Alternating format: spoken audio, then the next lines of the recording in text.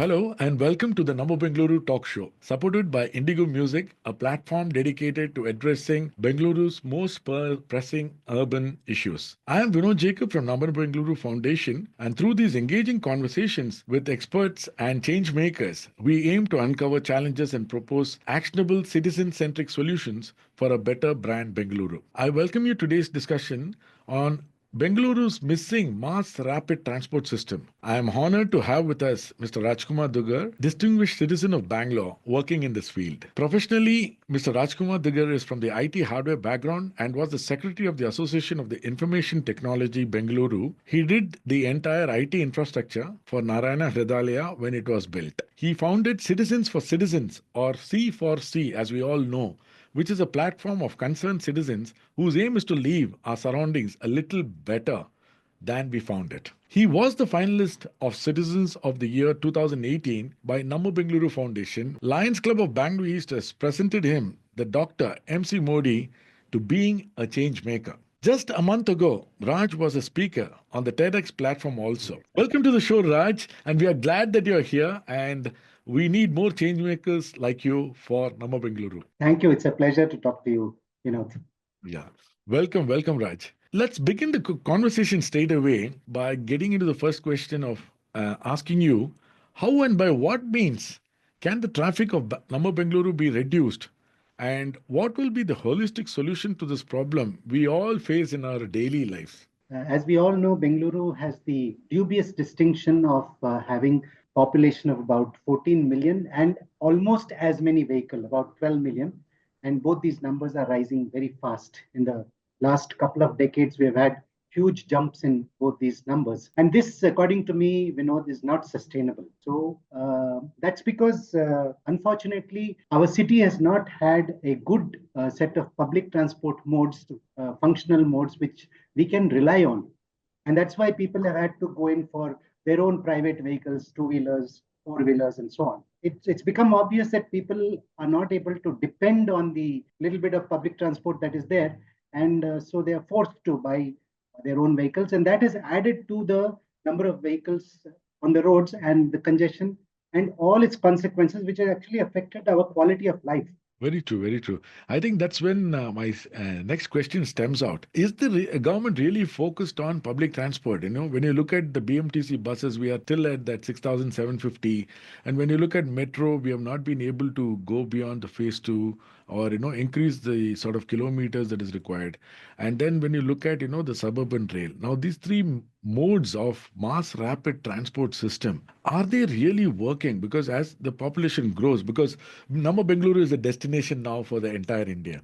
And everybody wants to be here because they want to be part of the dream. They want to be part of the economic growth and progress.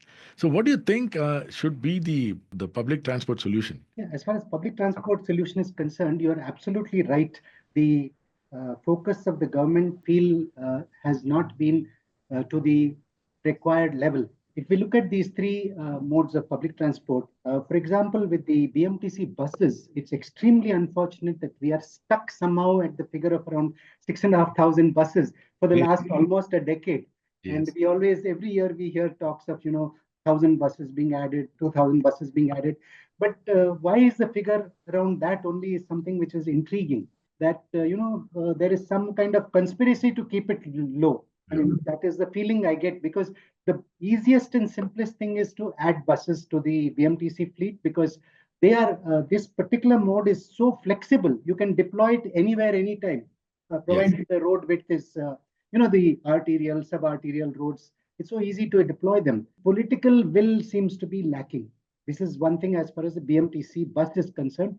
And I think there is a huge need to almost double the number of buses here. As far as metro is concerned, I would say that initially, from the time it started about 20 years ago, exactly, I don't remember, the work started, we had very, very slow progress. And in between, there seemed to be some, last few years, there seemed to be a slight increase in the speed of work, on-ground work. But then last 1 year, again, it has kind of tapered out. So possibility of improvement, because we have a very long way to go as far as metro is concerned, because most of the cities not yet covered. We just have a plus sign, that is two lines, and about 75, 77 or 79 kilometers of metro. As the tech capital, as the IT capital, as the one of the top business centers of the country, and you said the entire country is focused on Bangalore. I would say the entire world is focused on Bangalore. So we need to do much more, much better, quickly.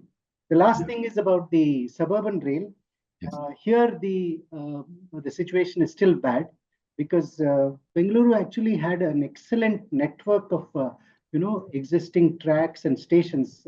I myself made a diagram for my for citizen-friendly diagram kind of, and Yes. we can see about almost 500 kilometers of tracks within about 50, 60 kilometers radius, and about 60 or 70 stations already there. Yes. Spoke about it. I mean, we meaning the government and the officials and so many other agencies, they just kept speaking about it, but nothing really happened. Unfortunately, but it is true, the Indian Railways focus is not on local commute, it is on medium distance and long distance trains, but their bread and butter is freight. So Yeah. they are, I would say, incapable of providing reliable, efficient, effective, and extensive local commute, which is the need of the hour. And that's why, again, after a lot of discussions in October 2020, Bengaluru Suburban Rail Project was sanctioned. And it was supposed, there were four corridors totaling 148 kilometers. It was supposed to be completed next year, Yes. October 26.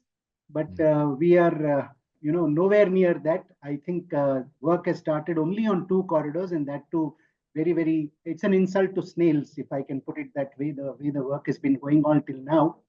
Although in the last probably less than a year, we have seen slight improvement in the work, but then two corridors, they have not yet started.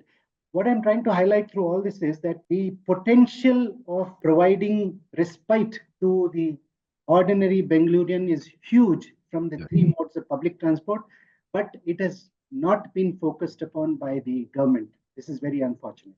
Very true. I still remember a ride to Devanhalli Airport on the South Yes, Rail, and really getting that, and that was a great traction I exercise. wish that succeeded, the Yes. train to airport, but it has not.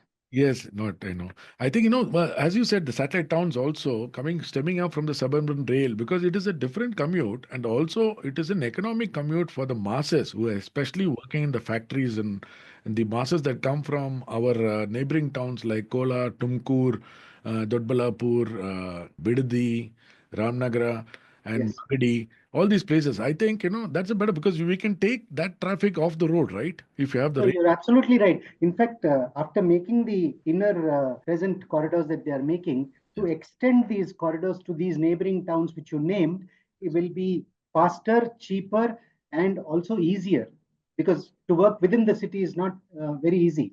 And the thing is, there are lots of advantages that suburban rail can provide to Bangalore. The major thing which I and you can easily understand is to help decongest the city.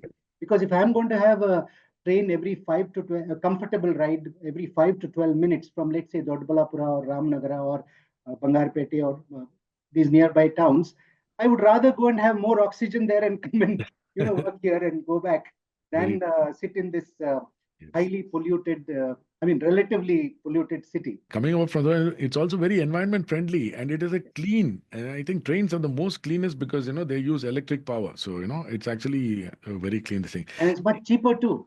It's much cheaper too. It's much cheaper too, and it actually helps the masses to commute. Coming to the next point is, I think, how do you reduce the private vehicles? I think when you look at the IT parks, the factories, the hospitals, the malls, and the schools, I think these are our major catchment areas where there is a daily commute, Monday to Friday, and that's where don't you think that we need to find a transport solution evolving around all these, the IT parks, the factories, the hospitals, the malls, and the schools? These are the places where you find this gridlock happening every day in and day out. Problem which needs a holistic look. Yeah. Let me start from the basics. For example, Bengaluru has had the globally infamous flooding taking place last year and before that. The reason is that our drainage system is not good. Bylaws of the BBMP, that they are not being adhered to, and so we have constructions of all kinds. In a narrow road, you have large number of floors coming up, and each person has a car. So the bylaws have to be adhered to, and we've been pushing hard for making Bengaluru into a sponge city. That is to reduce the flooding as well as to raise the water table. That's a double benefit that we get with that. But apart from that, Vinod, you've touched the right point in terms of the fact that we need much better walkability, we Yes. need cyclability, we need better road design, workmanship, material, and maintenance. Even sillier things like maintenance of those traffic signals, Yeah. where you can see a thick layer of dust on it, and so people can't make out from far whether it is green, red or green, or also what the number is saying, number of seconds, or there'll be branches in front of that. So a lot of things can be done to improve, but the basic thing is that people will have to be provided with an alternate public transport solution, good last mile and first mile connectivity. Yes. From every metro station on both sides of the corridor, there must be 3-4 kilometers radius should be covered with efficient bus services. Yes. Even the upcoming suburban rail and even the existing railway stations also should be covered by that. Yes, I think. Yeah, I think it's the interchange stations, like how you have in abroad, in major of the cities, like the Well metropolitan, integrated. well integrated. Yeah, for a New York or for a London subway or for that matter, True. Singapore. I think that's where it comes from. And don't you think that, with the growing city and the population, as you rightly said in our first question that we opened with, I think, there is a big problem of parking of the vehicles and people and parking. That is, I think it is actually causing a major fiasco in the residential layouts where people don't have enough parking and the carriageway is destroyed on the roads, reducing the speed. Today we said, we did that this value-added signal in the Japanese technology and AI traffic signals. But again, I think there has not been a great jump in the speed that Bangalore travels. Correct. There's a long way we have to go. Coming to parking, it's a Yeah. very, very valid point. You see, one of the things that we have seen is people are parking indiscriminately, and because they feel that, okay, I will not get caught, I won't be penalized. If I'm penalized, that will appear in my phone some 6 months later. I'll see, look into it. That is one thing. And second thing I have noticed is it's very unfortunate again that near all police stations have themselves parked scrap and under litigation vehicles for Yeah. years together. I'll Yes. give you a specific example. At High Grounds police station, we had this scenario for years, and I actually highlighted the fact that one small plant started growing out of a car because of some dust which had settled there. And Yes. repeated requests to them did not do anything. Then finally, it came out in a TV interview, and then they removed those things. But that's not the way. Thousands of vehicles are parked near police station. Apart from that, our own citizens, if my car has gone bad and I bought another car and I don't have space to park, I take my old junk car and leave it somewhere near my house in the residential area, and that becomes such a becomes a permanent fixture. Yes. So much so that I have seen, when the BBMP or gets the road tarred, they can't move the car, so they leave that much and then do the tarring. And seizure of the vehicle and also the scrapping policy, as you said. I think India has a scrapping policy, but I think it has not been able to be sort of exercised properly. No, And it's not just a scrapping policy, It's uh, the fact that the police have to internally make sure that they have certain guidelines. yeah, After a certain time, they should not be keeping these vehicles, take up a lot of valuable parking space around the police stations nearby. So they yeah. should be removed to some place outside, or they should be scrapped. They should have some policy and follow it. That's what Very I true. mean. Yeah, yeah. And even government vehicles. I've seen this also in the government buildings, the old parking. Yeah. Correct. Coming to this, stemming from this, I think we have a major point of discussion and the most hot topic in Bangalore right now. Do we need the tunnel or not? Okay. Yes. What is Yes. happening is a lot of people saying, and especially, the people who owns cars and others who would like to have the tunnel, totally bad for us. So, what is your take and what do you think about the tunnel roads plan for Bengaluru and whether it is going to be really supportive and helpful to decongest Namma Bengaluru? Yeah, first of all, you asked why is it required? See, generally a tunnel is thought of when, for example, in Kashmir a few days back, a tunnel was opened. That's because there are mountainous areas, and we instead of going around, we go through it. That is one way. Near in Mumbai, we have crossing the sea under the sea. So if you have a waterway, a mountain, or another scenario is if we want to, not touch an ecologically sensitive area, we go underneath. Or one more possibility is if we are going to drastically reduce distance. For example, a road is about 50 kilometers, and if I make a tunnel, it will be about 9, 10 kilometers. It's kind of to be considered at least. But here, Vinod, you'll be surprised. None of these reasons exist. There is no mountain to be crossed. There's no sea to be crossed. There is no ecologically sensitive area. And the length of the tunnel is the same as the length of the road on top. So what are we getting out of it is something which somebody has to question. Now, coming to the claimed benefits, there are some benefits that have been claimed that yes, through the tunnel, we will reach, like they say, from Hebal to Central Silk Road.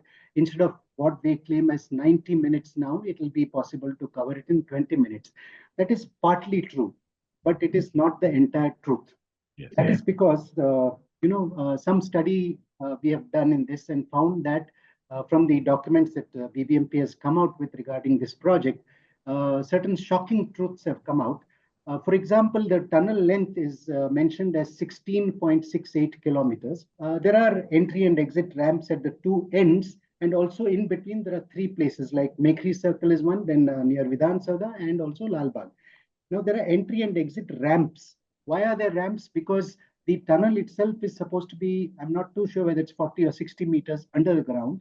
So to enter those, you will have to make ramps from some suitable points nearby. Yeah. The lengths of these ramps are something amazing. I just totaled up all the ramps lengths and I found that is longer than the tunnel. Okay. It's coming to 18 kilometers. So the thing is, now when we are entering these tunnels at any point or we are exiting from the tunnel, you can just imagine it won't be a tunnel ride outside on the ramps. You will have to slow down there. Your speed will get curtailed because outside the ramp, the regular traffic is there, and this traffic is coming from the tunnel is adding to it, or the traffic entering the tunnel is adding to it. So all that we gained inside the tunnel, most of it will be lost, not just in the ramps, Vinod. Even to reach the ramps, we'll have to go a roundabout way, go ahead, take U-turns and come back, because the ramps are not provided at my doorstep. They are provided somewhere else and not along the way I want to go. It is some other place. Whatever benefit we can get within the tunnel, yes, there could be benefit of some time saved there. Expenditure is they're saying is about only for this particular stretch, but the total expenditure or the expenditure is about 16,000 to 17,000 crores. And in 16,000 to 17,000 crores, going to be a viable proposition for the government. Not at all, because one school of thought says that this tunnel is meant mainly for the cars. Yeah. And if you look at the alignment of the tunnel, this I'm talking about the Hebal to Central Silk Road. Actually, one thing I want to bring out here, they keep saying Hebal to Central Silk Road. This starting point is closer to Nagwara, between Hebal and Nagwara. And the ending point is closer to St. John's Hospital than to Central Silk Road.